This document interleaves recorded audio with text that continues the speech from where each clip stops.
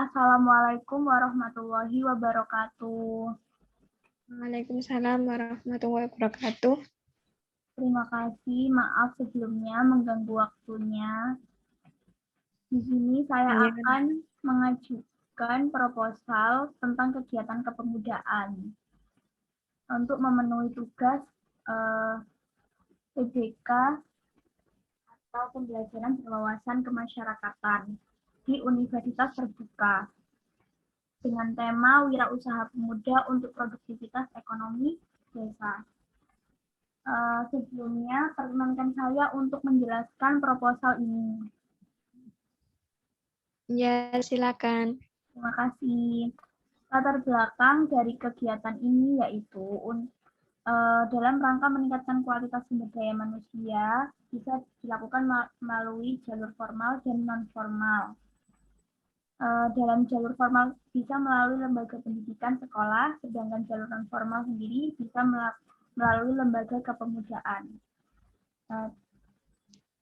Melalui lembaga kepemudaan ini diharapkan pemuda dapat meningkatkan produktivitasnya melalui pelatihan-pelatihan yang ada.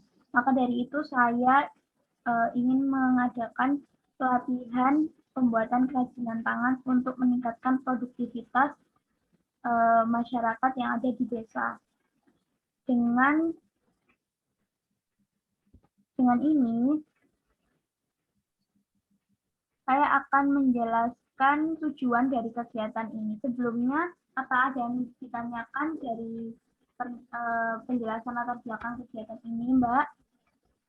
Enggak ada, Mbak. Silakan dilanjut. Oh ya, tujuan kegiatan ini yaitu yang pertama menambah wawasan pengetahuan dan keterampilan generasi muda. Yang kedua, menambah keterampilan remaja khususnya di bidang kerajinan tangan. Yang ketiga, meningkatkan potensi pemuda dalam kewirausahaan dan kepeloporan. Yang keempat, melatih sikap mandiri, bekerja sama, kebersamaan, dan kekeluargaan. Manfaat kegiatan ini, yang pertama meningkatkan pemanfaatan dan kesadaran pemuda akan peran dirinya dalam mengurangi sampah plastik yang ada di sekitarnya, memotivasi anggota dan pengurus untuk aktif atau berpartisipasi dalam produktif menciptakan lapangan pekerjaan melalui pelatihan pembuatan kerajinan ini. Yang terakhir yaitu memberikan bekal keterampilan dalam membuat karya kerajinan, khususnya kerajinan dari bahan bekas plastik, untuk mengurangi sampah yang ada di sekitarnya. Hasil kegiatan ini yaitu diharapkan pada kegiatan pemudaan ini agar pemuda yang dibina tersebut dapat berpartisipasi dalam melestarikan lingkungan dan dapat meningkatkan potensi pemuda dalam kewirausahaan, kepeloporan, dan kepemimpinan, serta nantinya pelatihan ini dapat diterapkan di dunia kewirausahaan atau UMKM desa. Dari penjelasan ini, apakah ada yang ditanyakan, Mbak? Hasil karyanya itu nanti seperti apa ya? Iya. Hasil karyanya itu nanti berupa seperti karya hiasan dinding atau kerajinan pakai yang seperti gambar ini, Mbak. Bisa juga dibuat seperti ini hiasan dindingnya. Atau bahkan untuk teman-teman sendiri bisa mengkreasikan secara bebas sesuai dengan kreativitasnya.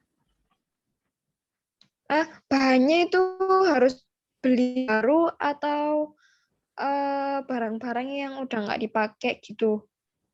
Untuk bahannya sendiri kita sebisa mungkin untuk mencari yang barang-barang yang tidak terpakai. Dengan selanjutnya kita juga bisa membeli hiasan-hiasan lain atau bahan-bahan bekas yang dibutuhkan. Seperti itu. Nanti ada anggarannya untuk bahan-bahan tambahannya. Oh iya, Mbak. Tapi dilanjut lagi. Tapi untuk diutamakannya yaitu bahan-bahan bekas yang dipunya di rumahnya masing-masing. Seperti itu. Oh. Ya, ya. Ya. Oke, untuk selanjutnya saya akan menjelaskan tentang tempat pelaksanaan program. Tempat pelaksanaan program sendiri yaitu dilakukan di rumah saya sendiri, yaitu di Perumahan Lembah Kulursari, Kecamatan Bangil, Kabupaten Pasuruan. Untuk waktu pelaksanaan, dilaksanakan sebanyak 4 kali pertemuan selama 4 kali atau 5 kali pertemuan selama seminggu ini. Dari hari Selasa sampai hari Minggu. Untuk jamnya sendiri pukul 7:30 malam sampai 8:30.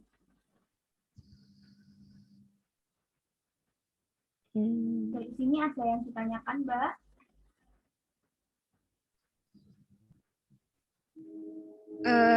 Enggak ada, Mbak. Monggo dilanjut. Untuk selanjutnya, target dari kelas pelatihan ini sendiri yaitu memberikan pengetahuan sekaligus pelatihan kepada pemuda, khususnya di Karang Taruna di Perum Lembah Kulursari ini, dengan pemanfaatan barang bekas mengenai menjadi kerajinan tangan, dan memberikan pengetahuan tentang peluang usaha yang dapat tercipta dengan adanya keterampilan membuat kerajinan tangan ini untuk meningkatkan pendapatan, meningkatkan kreativitas masyarakat dalam pemanfaatan barang bekas, dan meminimalisir pencemaran lingkungan dengan memanfaatkan sampah. Untuk materi pelatihan atau kegiatan ini sendiri yaitu sebelum melakukan praktek, remaja diberikan penjelasan tentang peralatan dan bahan yang akan digunakan untuk membuat kerajinan seperti sedotan, gunting, jarum, lalu lem. Seperti yang saya jelaskan tadi, untuk bahan-bahannya bisa sedotan atau bahan plastik lain, diutamakan dari bahan-bahan bekas yang ada di rumahnya, seperti deterjen, terus tempat-tempat yang dari plastik, seperti kemasan-kemasan snack dan lain sebagainya. Seperti itu. Apa ada yang ditanyakan, Mbak? Tidak. Oh, bisa dilanjut, ya. Nggih. Untuk materi pelatihan atau kegiatan ini tadi sedang, ya. Selanjutnya metode pelaksanaan kegiatan. Strategi dan deskripsi jalannya kegiatan para pemuda diperkenalkan alat-alat bahannya untuk membuat kerajinan. Dan setelah itu, para remaja diberi pertanyaan tentang peralatan dan bahan. Selanjutnya, para remaja diberi penjelasan terlebih dahulu bagaimana cara membuat kerajinan tersebut yang benar, memperhatikan dengan sesama, lalu ditanya apakah ada pertanyaan. Setelah itu diberi pengarahan dan tidak ada pertanyaan dari remaja. Tidak ada pertanyaan, setelah itu diberi pengarahan dan tidak ada pertanyaan dari remaja. Setiap remaja mempraktikkan satu persatu dengan diawasi dan dibina pelan-pelan agar tidak ada kesalahan. Pihak yang dilibatkan sendiri yaitu peserta kegiatannya yaitu Karang Taruna yang ada di sekitarnya dengan diwakilkan oleh 5 pemuda dari Karang Taruna desa setempat. Dari sini ada yang ditanyakan, Mbak? Tidak ada, Mbak. Monggo dilanjut lagi. Terima kasih. Untuk rencana anggaran biaya dan jadwal atau RAB-nya sendiri bisa dilihat pada tabel ini. Sedotan atau plastiknya di sini saya anggarkan 10.000 karena bahan-bahannya tadi kan diutamakan ambilnya dari rumahnya sendiri, diutamakan dari bahan bekas yang dimilikinya sendiri. Untuk meminimalisir sampah, diutamakannya bahan bekasnya sendiri. Yang kedua, gunting. Ini saya anggarkan 5 biji atau 5 buah dengan harga satuannya 7.000. Lalu jarum dengan harga satuan 5.000. Lem. Untuk snack sendiri saya anggarkan untuk kegiatan ini. Lalu air mineral, masker, karena pada kondisi saat ini pandemi, maka saya batasi untuk pesertanya 5 sebagai perwakilan. Untuk selanjutnya mereka memberikan pelatihan sendiri untuk teman-teman sekitarnya. Begitu. Lalu hand sanitizer. Dari sini ada yang ditanyakan, Mbak? Misalnya kalau ada yang rumahnya jauh, apa nggak disediakan transportasi juga gitu, Mbak? Kalau Oh, ada yang kepengen ikut, enggak. Dari sini apa kan harus karena kan nebeng? kondisinya saat ini kan pandemi, maka saya tunjuk untuk pesertanya sendiri untuk perwakilan Karang Tarunanya. Maka saya pilih yang rumahnya dekat dari rumah saya begitu. Berarti yang jauh nggak wajib ya? Yang jauh nanti dikasih ya dari perwakilan itu tadi, nanti bagi tugas untuk memberikan pelatihan bagi teman-teman yang jauh, jadi biar tidak berkerumun. Oh, iya, iya, iya. Bener. Boleh dilanjut, Mbak? Dan juga bisa disiasati dengan apa namanya pelatihan online, tapi kita utamakan yang pelatihan offline-nya karena di sini kan kerajinan tangan kan harus diawasi langsung agar hasilnya juga maksimal. Iya, iya. Ya, Mbak. Bisa dilanjut ya. Iya. Untuk jadwal pelaksanaannya sendiri, yaitu pertemuan pertama dari Selasa tanggal 22 Juni 2021. Materi yang diberikan yaitu memberi penjelasan awal tentang kerajinan. Tempatnya yaitu di Room Lembakol Sari tadi, pematerinya yaitu saya sendiri. Untuk pertemuan yang kedua di hari Rabu, yang dengan materi memperkenalkan bahan dan alat yang digunakan dalam proses pembuatan kerajinan. Untuk pertemuan ketiga, yaitu dengan materi menjelaskan kegunaan bahan-bahan yang akan digunakan.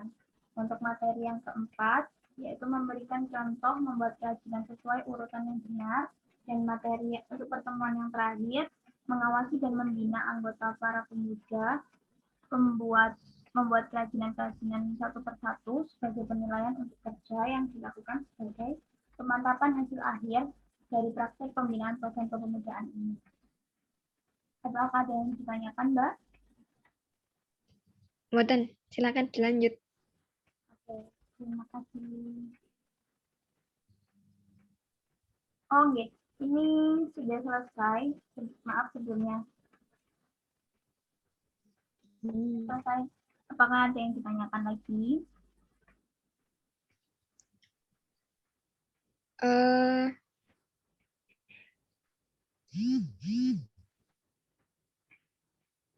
Tadi saya sudah tanya nggak prosedur pelatihannya bagaimana? Oh iya, prosedur pelatihannya ya. Prosedur pelatihannya Iya. yaitu dengan penerapan protokol kesehatan ya Mbak. Ini tadi makanya saya siasati dengan Zoom atau bahkan apa namanya tidak berkerumun lah pokoknya. Makanya itu dikasih waktunya itu juga terbatas seperti itu. Lalu ada yang ditanyakan lagi atau belum puas dengan jawaban saya? Maaf sebelumnya. Jadi tujuan proposal Mbak ini biar para pemuda taruna itu lebih kreatif ya, meskipun di tengah pandemi kayak gini. Iya Mbak, saya soalnya kan saat ini kan pemudanya itu kurang adanya kegiatan yang positif gitu. Jadi meskipun kita di rumah saja itu ada kegiatan yang apa namanya kegiatan yang positif seperti pembuatan kerajinan untuk Ya. meningkatkan kreativitasnya begitu. Jadi tidak hanya di sekolahnya, tapi kita juga bisa mengadakan kegiatan lain dengan catatan tidak berkerumun dan menerapkan protokol kesehatan. Oh, Ya, ya Mbak, bisa dimengerti. iya. Ada yang ditanyakan lagi? Tidak, terima kasih.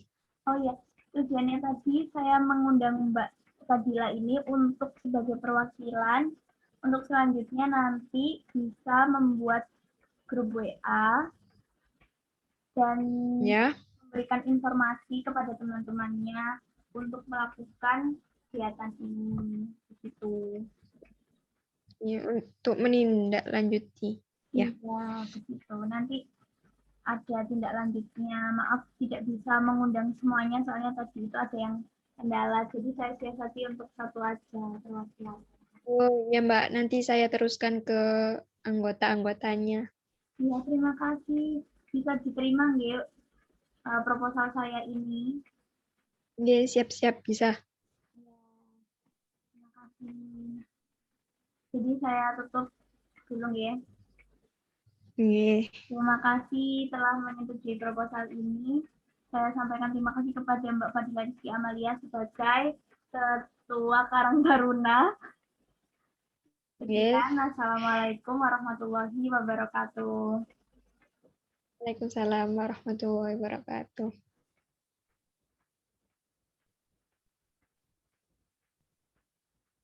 Jadi,